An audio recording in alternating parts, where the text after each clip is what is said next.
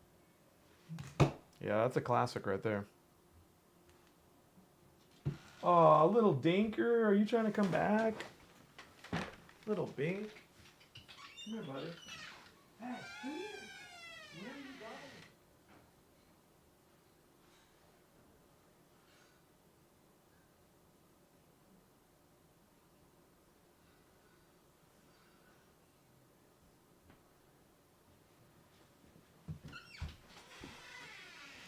going? He's so bad.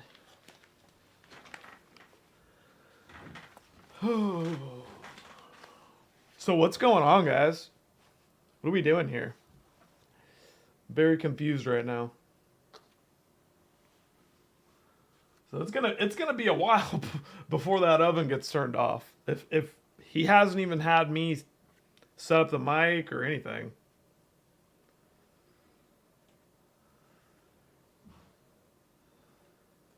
Like I want to see what he's doing right now so bad.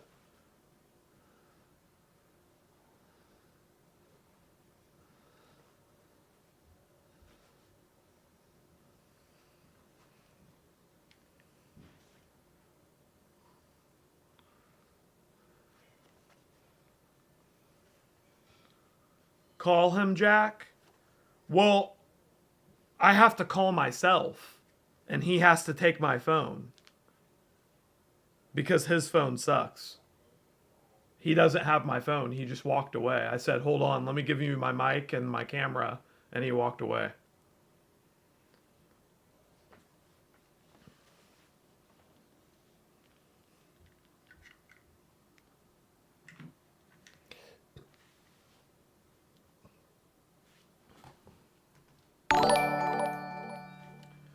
Lucas Amphibious, thank you for the $20, big dog. That is very, very generous of you, and I hope you've been enjoying your stay on the stream today.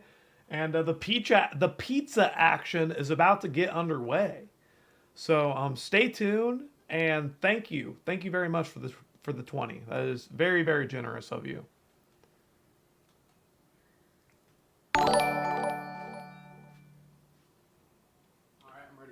Psycho Laz coming in for 4 months. He says, Jack, can you get Steven to swim like the climbing guy in the pool this summer? Will be a good. I can do that. I can do that. Yeah, we'll see what we can do. I can handle that. How has Mark Timothy Moses lasted this long in chat? Like, how is he not banned? He attacked me for being Canadian because of the wildfire smoke in America. Also, he's a brony.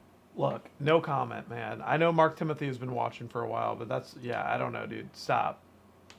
Stop, man. He's having a rough day. He's having a rough go at it. He said, shut up, so abrasive.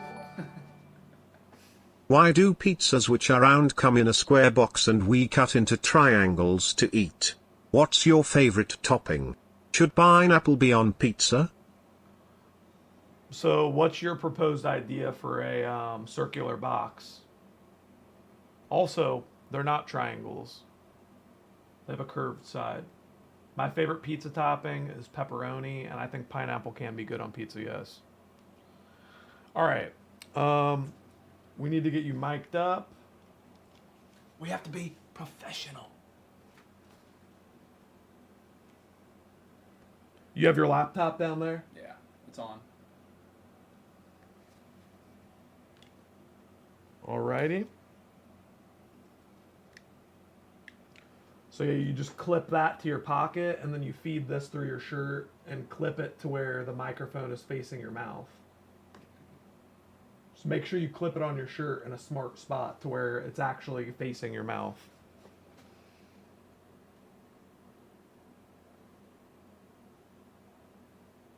Hello? Alright, that should do. Testing. 1, 2, 3. Testing. External mic, what's next? Yeah, look at this freaking setup with my phone. I've got this crazy alien device connected. Alright, so now I'm going to call myself on Discord, and it's going to start echoing immediately. So I'm gonna run. You're going to walk away with this phone. I'm gonna run. And also, when you get downstairs, you need to connect to me on Parsec. Well, is it gonna pop up? Like, are you sending something to me, Or do I need to pop it up on mine? You need to request Okay. me. All right. You need to request me. So Okay. you need to open up Parsec. All right. I'll do that. Yeah. All right. I'm going to call myself. Steven's wearing a wire. Yeah, I'm about to go talk to Diddy. Hopefully he won't pat me down like he did Bieber. Yeah, when Diddy was talking to Bieber, he kept going, just like touching Bieber, just like feeling him around. He was I don't know if I showed the video, but he was 1,000. Diddy was 1,000% feeling for a wire on Bieber. Like, not even joking. That was happening. That was happening. Take your iron, bro. The hell are you talking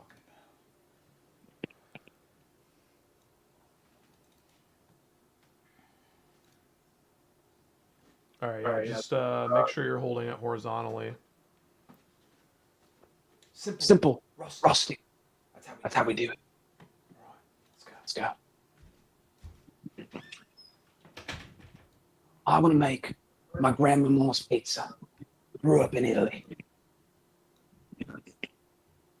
Let's go. This will be really nice. This will be really nice. Oh, I'm gonna be sick. All right, now the trick here, you guys, is to clamp. Oh, you know what? This will work. Okay, it doesn't clamp the way I thought it did. So you know what? We can make this work. Let me be very careful to hold it properly. All right. All right. Now, I can't see myself through this, but let me connect to Parsec and see what you guys are saying. All right? Hold on. All right, let me connect to Parsec so that way I can see you guys.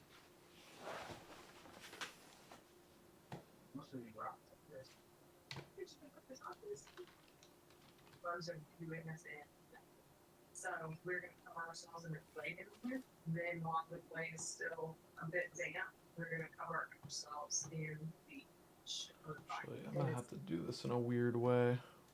If that doesn't do it, I will add it. Oh my God. It's already done. I have a bad breakdown after that.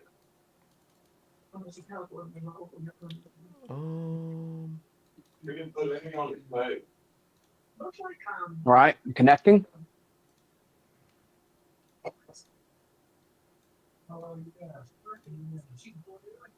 Right, I see the screen. All right, yeah, just give me 1 second. Give me 1 second. Turn my headphones on.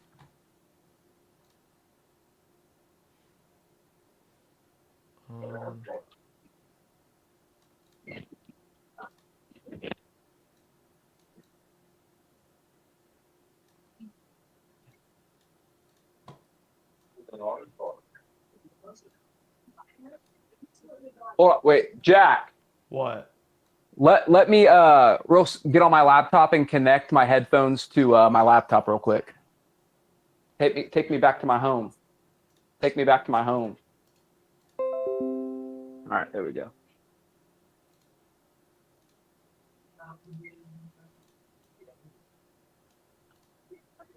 What is that floating? What's floating? Talking about.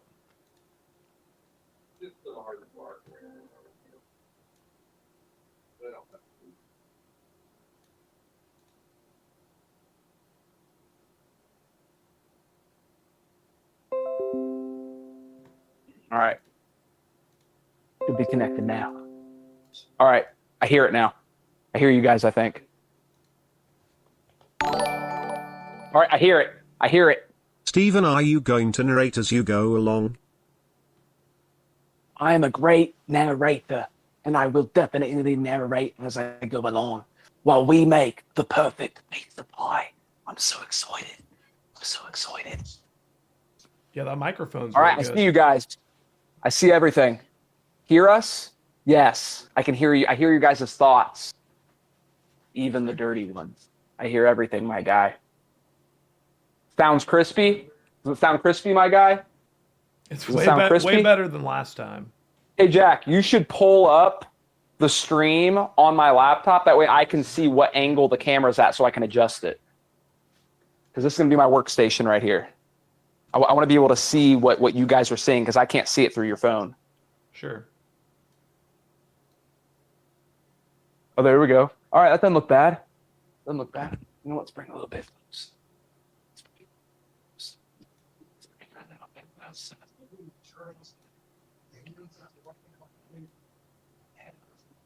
Well, actually, I liked it where it was. All right, we are now going to make the perfect pizza pie. All right, and then we can like bring in for a close shot. Can you see your camera? Is it big enough?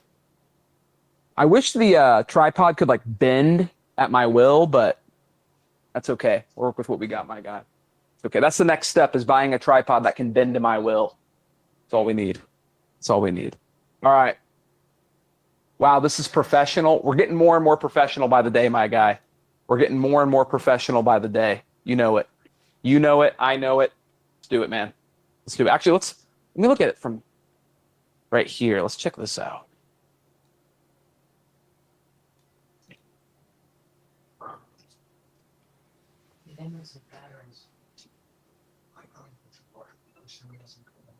Not bad either. All right. Like this. Hey, guys. We'll make it. All right. I like this one. I like this one. Yeah, and you're able to... We're farting around. This is a nice setup. We've come a long way. You getting a little tear in your eye, my guy? Getting a little tear in your eye? It's okay. It's okay. You're able to now, control my guys, donations, too. Like, you can... we are going to make... Can you hear me? A perfect Hello? pizza pie. Show you my dough. Can you not hear me? So this is my dough that has been proofed. My guy, it's been in there for a couple days, my guy. Take a smell. Oh, it's like a bakery. It's like a nice bakery, man. Let's do it. So, first, we're going to get a little flour. We're going to flour the board a little bit, so that way less stickage, my guy. A little less stickage. That's all okay. right. He doesn't need to hear the mean now things. Now we're going to get the Dominic dough. said. He doesn't need to hear the mean things. It's going to get ugly. We're going to flatten it out. Put a big fist in the middle, my guy. Put a big fist. We're going to fist the dough. There we go. Put a little flour on top of it. Just a little to stop the stickage. Just like that. Oh, perfect. Oh, beautiful. Beautiful. Now you need, my guy. You need. We want this to be a nice, flat, round dough. We were just watching a video of people in Italy. This is the exact technique I learned from them, my guy. You stretch it, you move it, you press it, you turn it. Just like this, my guy. Now, look. Nobody's perfect. Don't think your pizza has to be a circle. Your pizza does not have to. In fact, some people say a circular pizza is less aesthetic and looks more like factory made.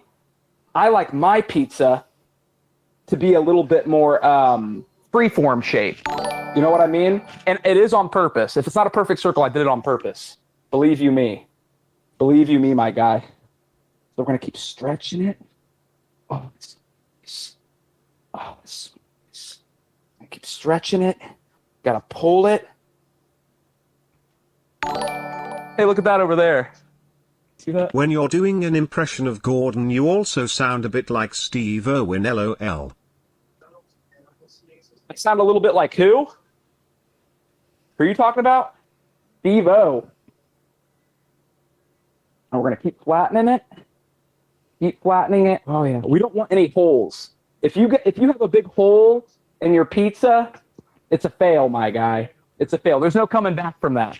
There's absolutely no coming back from if you have a hole in your dough. So if you're done and you're flattening it out and you stretched it too far and you see little holes, start over, my guy. But that doesn't happen in this kitchen. That does not happen in this kitchen. I've never see what seen I'm doing? somebody I'm putting pressure. Stretch a I'm pizza pulling like it that. apart. Pressure, pulling apart. Why is he doing it in such a I weird way? continue this process, my guy. I've never seen I anybody continue do this that. process until we have a nice, flat shape. Shouldn't he kind of pick it up and work with it a lot little of people will bit? try to put too much crust. You know, they'll think like, oh, I need a big, volcano shape. Bad idea.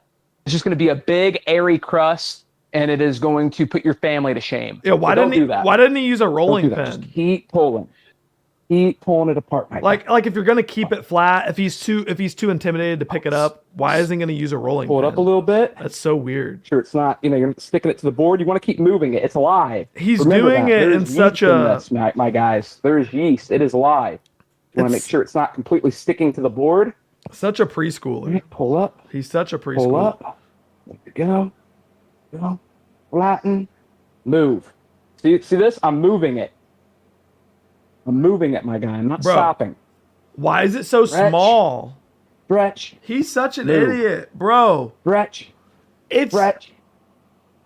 It's a workout, my guy. Dude, it's a 3-inch workout. pizza. It's only gonna shrink. Keep stretching. It's gonna be a little easy Keep baked moving. pizza when it comes out. The ripping and the tearing, my guy. Bro, it's so That's why you see those Italian chefs, my guy. They got those big old forearms. They got those big old hairy forearms. That's why, man. They're making pizza. This is so I'm gonna be embarrassing. very gentle. Dude. I'm gonna grab one end. I tried to help him, dude. Stretch I it. tried to help him. Just like this, my guy. This is so embarrassing. Holding it. Guys, there we go. And I'm gonna let it go and move it. He fucked up 10 pizzas Grab on it. Tuesday. I swear to God, Stretch it. he fucked up 10 pizzas Hold on it. Tuesday. I swear. Pizza dough is to sort of like God. vaginal skin, right, my guys? If it was not as elastic as what it is, it would tear. Pizza dough is not going to tear unless you did it wrong. You're going to turn it, pull it, and hold it. Don't Hold forget it, my to guy. taste as you go along. Are the ingredients all fresh? These are all fresh homemade ingredients, my guy. These are all homemade fresh ingredients. Absolutely. So I actually made a practice pizza the other day, and I did something wrong. I was not patient with it. I thought, you know what? This is as stretched as it's going to get. It's not going to get any better than this. And I did something that a cook should never do. I settled. I settled, my guy. I settled like dough, and it was the wrong move. A practice It was the wrong pizza move. It takes patience to stretch out the pie, my guy. It takes patience to stretch out the pie. Was it a practice pizza There's a certain or size 10? and a certain or was shape it 10 that I'm practice going pizzas? for, and we're not leaving until it's there. God, We're he not doesn't leaving. stop talking. However, if you get too impatient and you start just pulling at it, trying to get it where you want it to go, it will tear. It will tear. I threw a couple doughs away. I'm not going to lie. A couple doughs got thrown away. Wasted.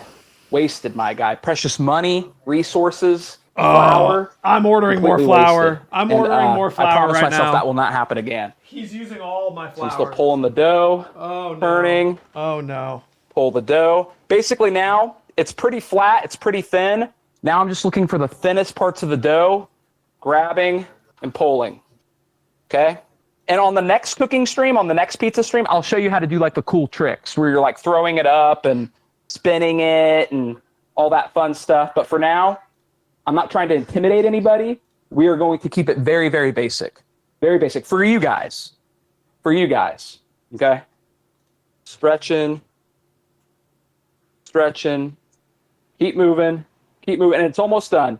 A couple more stretches, a couple more pulls, and we are going to have an amazing za. I just ordered We're going to more- have an more amazing flour. za.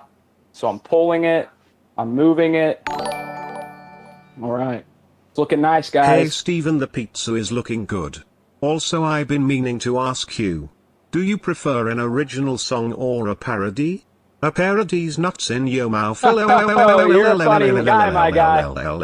Yeah, you're funny. Yeah, disrespecting me in my own kitchen. Disrespecting me in my own kitchen in front of my kids. Wow. Wow, in front of my kids, man. Didn't wash That's cool. your hands at all. That's cool. Yeah, I'm not dealing with raw meat. I'm dealing with pizza dough. We'll wash our hands after we're done. Hey, you're a funny man. You're a funny man. That's great. Great. Funny. Apparently you did 10 practice pizzas and failed. Hopefully it will be 11th time lucky. Apparently you believe rumors because it was not 11. There was a couple. Okay? But nothing crazy. All right. So our pizza dough right here, my guy, I think this is flattened to my liking, almost. Now we're Steven, going to make you're the not sauce fooling and then stretch anyone. it again. You don't have dough tricks. That thing is already totally screwed. Well, let's find out. How about we find out, my guy? Huh? No more speculation. No more speculation. So now we are going to make the Steven, sauce. this is Gordon Ramsay. I feel intimidated. Yeah, you should. You know why? My pizza might not taste as good as yours, but at least my crap's not all zoomed in. Look, this was your pizza video. I'm gonna put rosemary on it like a donkey. That was your pizza video. You don't intimidate me, Gordon. You don't intimidate me. All right, let's do it. Oh my God, what? Jack, who would make the better pizza, Steven or my illegitimate father, Gordon Ramsay? Me, my guy. Clearly, this is going to be a better pizza. Clearly, this is going to be a better pizza pie, my guy. I'm not putting pine needles on it. It's going to be completely. You know what? Everything on my pizza is going to be edible. I know that's a crazy thought, but you're going to be able to eat every piece of this pizza. Wow. Holy crap. So now we are going to make the sauce, the pizza sauce. So first, we are going to put in some tomatoes. I have some whole peeled tomatoes, and I drained out the water. What? You're no son of mine, Brandon. Wow, disowned, my guy. Ha! Shows you right, Brandon Ramsey. All right, we poured our whole tomatoes in there. I drained the juice out. It's not going to be watery. Now we got 3 cloves of garlic. Bro. So we're gonna do the old smash trick. This, by the way, this knife is an amazing knife. Why do you need to smash it if it's going in This the is an blender? amazing. At first I thought it was broken, but apparently this is just how this knife is supposed to be. This thing will cut through metal, my guy. This thing will cut through metal. So first we're gonna smash the garlic. We're gonna smash it. That's not how you do it. Okay. Smash. And then the peeling comes off like butter, my guy. The peel comes off like butter. We're going to throw that one in there, just like that. This is a waste of And we're going to throw that one in there, just like that. Did he just dirty a knife? Smash another one. Did he dirty a knife for 3, All right. for 3 cloves? Peel of comes garlic? right off. Throw in there. And then one more. Smash. Peel comes off. What an imbecile. Throw it right in there. Total now we got imbecile. some olive oil. We got some olive oil. Where is the Keep chef it hat, my Italiano. guy? I'm going to get a chef's hat. That's the next step. Okay, we get a little bit better each time. The production value is growing. I will get a chef's hat. One of the really tall, nice ones, too. First, I got to make a proper dish, though, before I can wear that. Stephen, you don't need to stop and stare at the phone to respond to donations. You can keep cooking. Jeez. Don't tell me what to do. Who was that? Who said that? Don't tell me what to do. All right, let's put in the salt. Oh, yeah. A nice bit of salt. Jensen wanted me to tell you that he's praying for you, Stephen. Wow. I'm praying for you, Jensen. Thank you very much, my guy. That's very sweet to hear in a kitchen. You know what, Jensen? You get the first slice. You get the first slice of this za. All right, let's blend up the ingredients.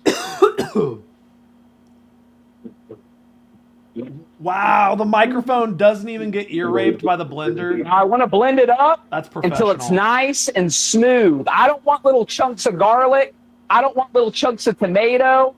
I want this to be like I just opened up a can of pre-made pizza sauce. That's how I want to do it. Is it done yet?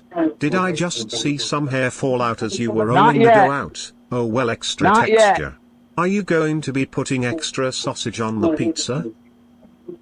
Sausage? This is a pepperoni pizza. Bro, All right, let's he taste the blended sauce. the fuck out Basically of what we're tasting for if it needs any more salt. Let's try it out. Bro, he blended the fuck out of that sauce. Oh my god, that's embarrassing.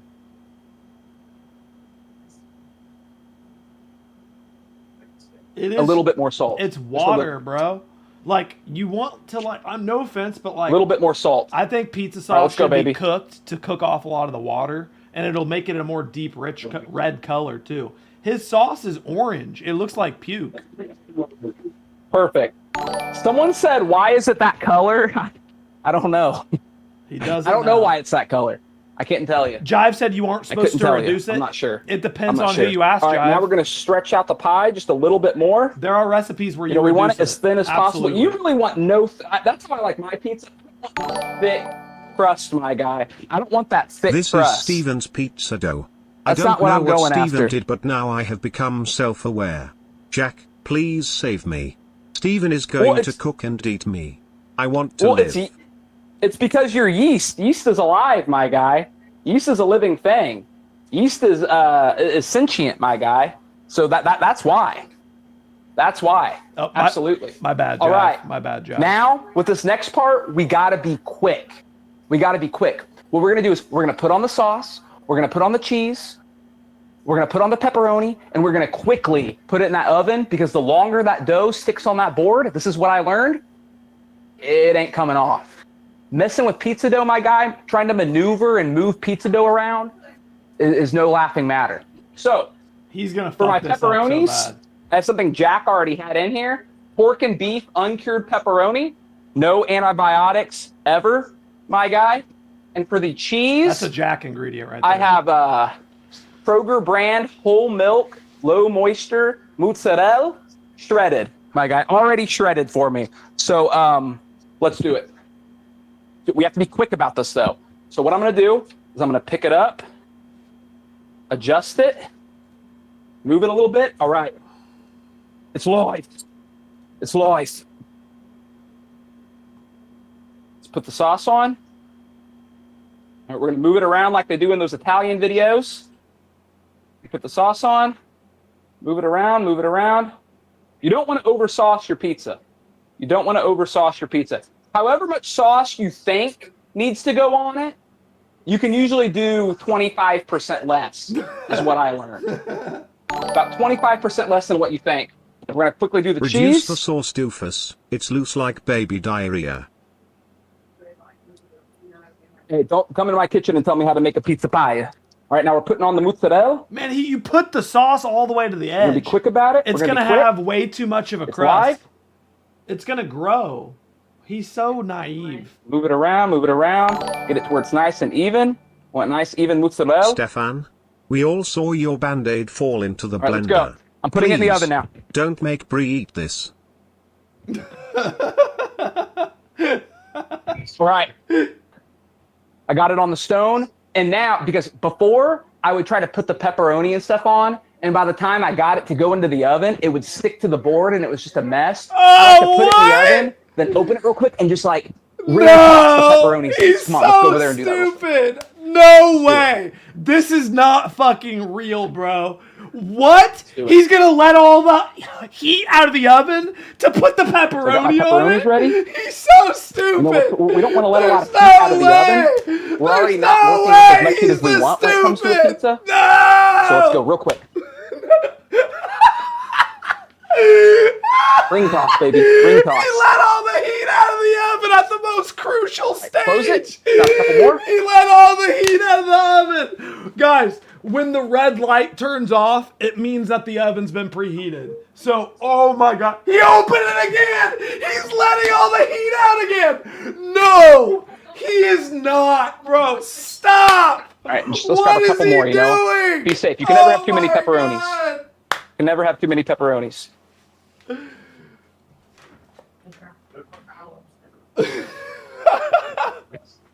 He's opening the oven There we again. go. He Closed. just let Done. all Now, of the heat the out of the hardest part. oven, bro. This The is waiting not, game. bro. This is not real. The waiting game, This my is guy. not This is where it gets fucking serious. real, bro. This is where it gets serious. You know what? This is not real. A couple of pieces of shredded mozzarella fell on the floor. Let me get them real quick. Let me just scoop them up real quick. Well, now he's digging food off of the floor, bro. Like, bro, I swear to God, you could not be All a right, so we clean up nastier our fucking station person. while the pizza's cooking. We can put the flour back. Yada, yada, yada.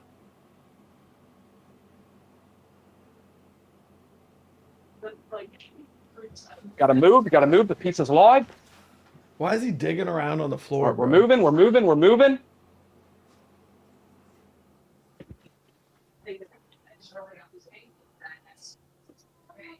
There we go.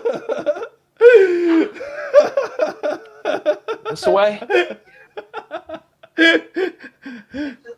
Watching Steven's cleanup time is my favorite, man. This is juicy.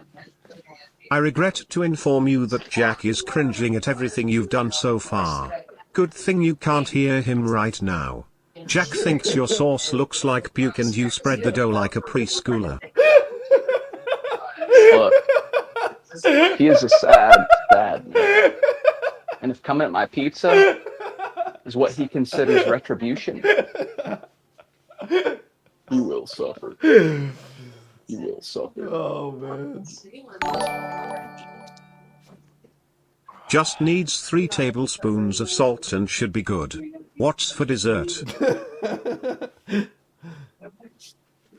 Who said that? Needs 3 tablespoons. What, more? 3 more tablespoons of salt? Dude, it's got salt, man. It's got salt. Watch. You know what? Let's just check out the finished product. You know? Let's let it cook. And let's see what happens, my guy. I got my pizza cutter ready. Pizza cutter on deck.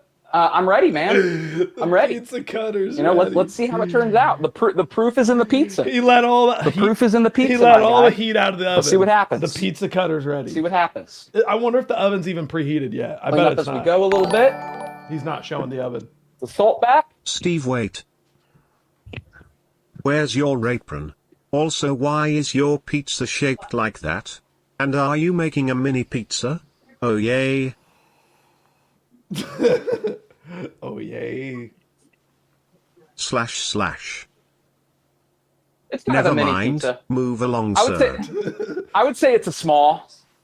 I would say it's a small pizza. I think that's fair. It's a personal. I think that's fair. If I wanted it to be a bigger pizza, I would have just divided the dough into 2 when I originally made it, but I divided it into 4 because I wanted smaller pizzas. But yeah, it's gonna be 4 small pizzas is what we're gonna do. Is the oven hot enough? How big are the pepperoni? Are they a good size? They Yes. should be the size of a nice areola. Yeah, I would say they're the size of a nice areola, and the oven is 500 degrees.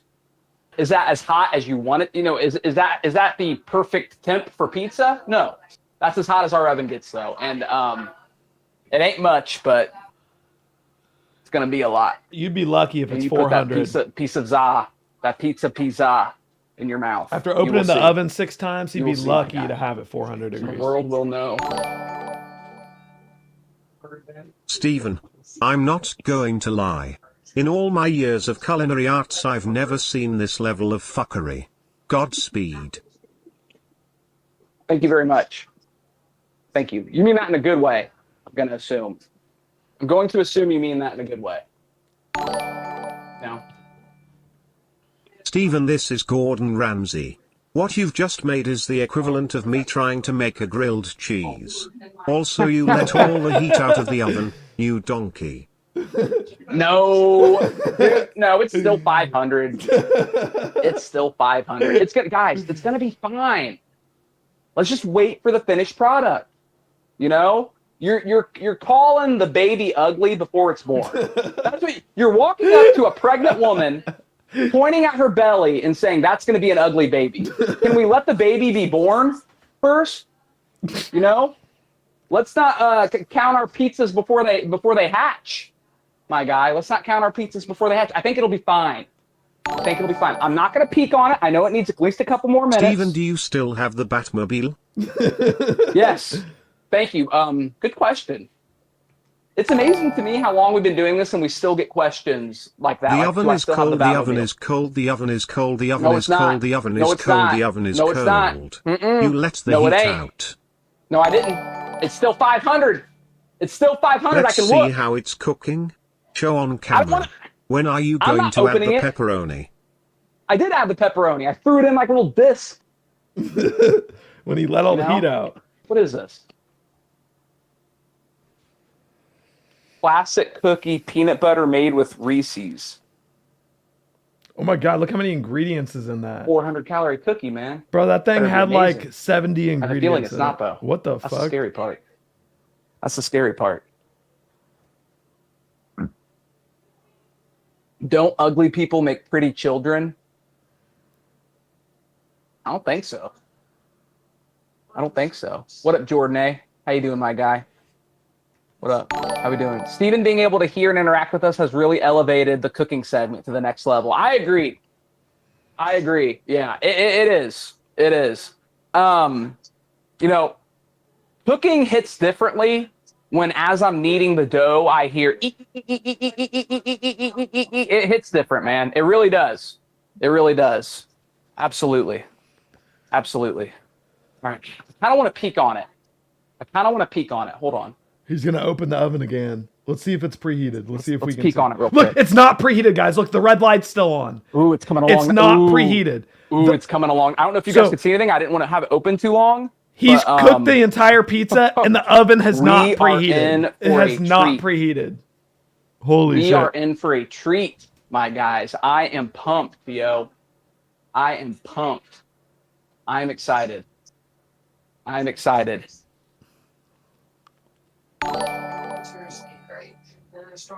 Steven, What's the best it's pizza Lolakai topping? here.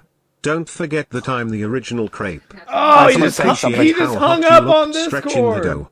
But your sauce. Oh, what an slash idiot. Girl, your Oh. sauce. Slash she's giving code Jesus Red Mountain Christ, Dew. man. Good luck to you though. He just hung Kiss, up on kiss. Discord. Back? Hello? Phone shut off. Hello? We're back. Okay, we're back. It shut down. I don't know what happened, but it turned off. Is it good now? Jesus Christ. You Yeah, here we fucking are. Boomer. Here we are. It's nice being able to see too. Okay, there we go. What did you say the best pizza topping was? Pepperoni. I tend to agree. I tend to agree. Do you think pineapple belongs on pizza? Pineapple never belongs on pizza. Wow. Wow. My mother is disagreeing, saying, in fact, it does belong on pizza. So even if the pizza has jalapenos on it, you're still saying no?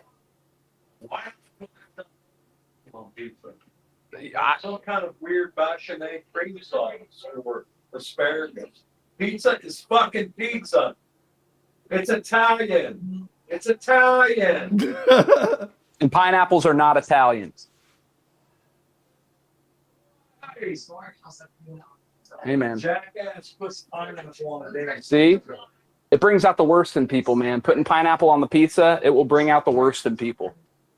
My mother was in the background saying, yes, it does. I don't know if you guys could hear her, but she was in the background going, put jalapenos and pineapple on pizza. Yes, it does. She was like the silent majority. Yes, it does. They were both very passionate about that subject. Hold on.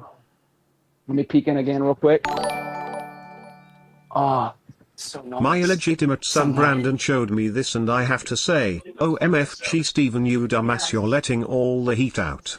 You fucking donut, your floor has more cheese on it than the pizza. Go to cooking school like your brother and learn to actually cook. Look, dude, it's like the floor does not have more cheese than my pizza. At the very least, it's 50-50. And I picked it up. Okay? Gross. I picked it up. This is going to be a delicious pizza pie that we will talk about for years. In my opinion. I'm hungry. When is the pizza going to be ready? How long? Maybe we should order a pizza whilst we wait for this masterpiece to be done. Hey, maybe you should. You know what, Napoleon? You can go home. You know what, Napoleon? You can leave. No, this is going to be a delicious pizza pie. And this is going to bring us all closer together than we ever thought was possible. We got this, my guys. We got this. Steven, it's Lolakai here. Don't forget that I'm the original crepe. I did appreciate how hot you looked stretching the dough. But your sauce. Wow. Slash girl. Your sauce. Slash she's giving code Red Mountain Dew. Good luck to you though. Kiss kiss. Dude, it's let me try the sauce. Let me try the sauce. Jesus. Bro, why is it orange? Sugar and salt. Need a little sugar, doesn't it? It's delicious. No. Sugar, it needs No. sugar. Papa Choir says bad sugar. It Give it a is little bit of diabetes. Tomato, garlic, olive oil sauce with a little bit of salt. It's good. I ain't lying, you guys. I ain't lying. You know? Looks are one thing. The taste test, that's the proof in the pudding. That's the proof in the pudding. Let me check my pizza. Starting to get worried about it. Daily Dono, excellent cooking skills Steven. Jack has Thank you. taught you all he knows, I see. Thank you for the All right, $10, I wouldn't go, my guy. I don't know about all that, but thank you. Looks like tomato water. It's going to be perfect. Very nice of you, TM. It's gonna be perfect.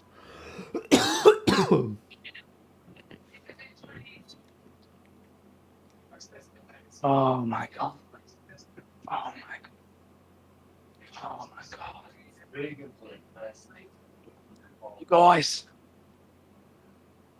You guys, do you want to see the Zaw that is going to change all Zaws? See it. Oh my god. It's still bubbling, dude. It's still bubbling. Hold on, I'm trying not to burn myself. Trying to get it centered to where it doesn't fall off. Oh, we don't want to see your patchy cheek Hold on. hair, man. Show the pizza. What do you? He's fixing it. All What right. is he doing? You ready? To it? Dun dun dun dun. Dun dun dun dun. Look at that. Look at that pizza pie. It could look worse. Look at that pizza pie, my guy. It doesn't look bad. Come on. Cameraman. Cameraman, look at that pizza pie. I want to see the undercarriage. Look at that pizza pie, man. Let's see the Bro, undercarriage. that's undercooked.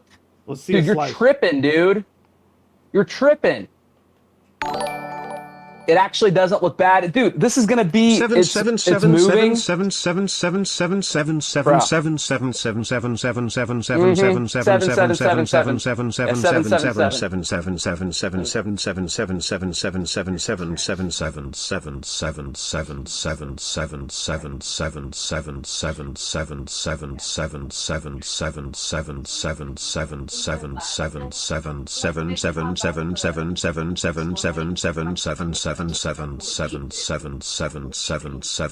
So Jack, I like the setup. I just need a skip dono. I need a skip dono button. Why don't I get a skip dono button? I need a stream deck down here. You have a skip dono button, bro. You have a skip dono button. Get that out of my head.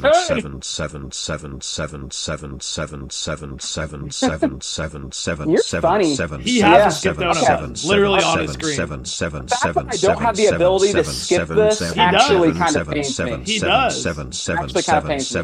Pizza, what do you for pizza? On Streamlabs. Guys, tell him on Streamlabs. Bree, what do you think about the Zaw? How does it look? Gabrielle, what do you think of my Zaw? In your honest opinion, it's a homemade Zaw. Does that look bad? You sound just like them. It looks rustic, homemade. There we go. There you go, my guys. Very rustic. All right, let's cut into it. It's very aesthetic. Oh my, how are those sevens still going on? See? See that? And look, no pineapple. That's what I was going for. I did that on purpose. The shape of it is like your head. Yeah, yeah. Look, that's the chin. Yeah, that's definitely. Yes. Yes. See that, my guys? That's how you make a Zaw. That's how you make a Zaw, my guys. That's how you do it. That's how you do it. I didn't make Stephen open the oven and let all the heat out. That was his choice. He made the choice to open the oven. Oh, you're coming at me like that, huh? Damn, Marco. You're. He made the choice. I thought that. They look so much alike. Who? Bree and Ruby? Oh yeah, they twins.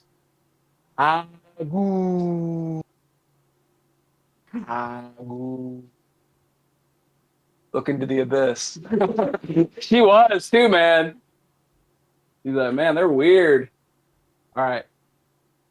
Do it. Let's cut it. Gabrielle. Yeah, I made them. Let's see the undercarriage of that pizza. Yeah, Check out the undercarriage. I did have a little disassembly moment.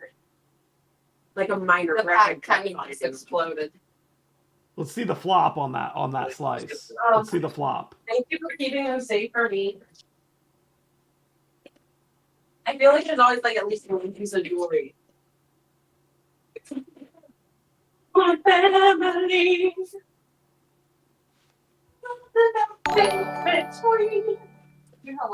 If this goes well, you should make more pizzas and go feed the homeless. Yeah. Wow. Plasma That's a good Man. suggestion, actually. I like that idea. You can roll up to the plasma center with homemade I don't pizza. know, whose idea that was, but that's a very generous thought of you. Hand out pizza to the people who are donating plasma. That's a very good thing to do. That is a very good thing to do. Plasma All right. man, help me! There, it is still cooking on the stone, my guy. It is still cooking So does that mean it's raw? on the stone, which is okay. Why isn't he You know, we're showing just us the let it flop? Get even more crispy. Why There we is go, he- my guy. It was an odd shape. Why isn't he showing us a So it was slice? kind of hard to cut it into triangles because it wasn't like, a circle where you can just kind of do the pie thing. Pick up a slice. So the shapes are a little freeform, but that's okay.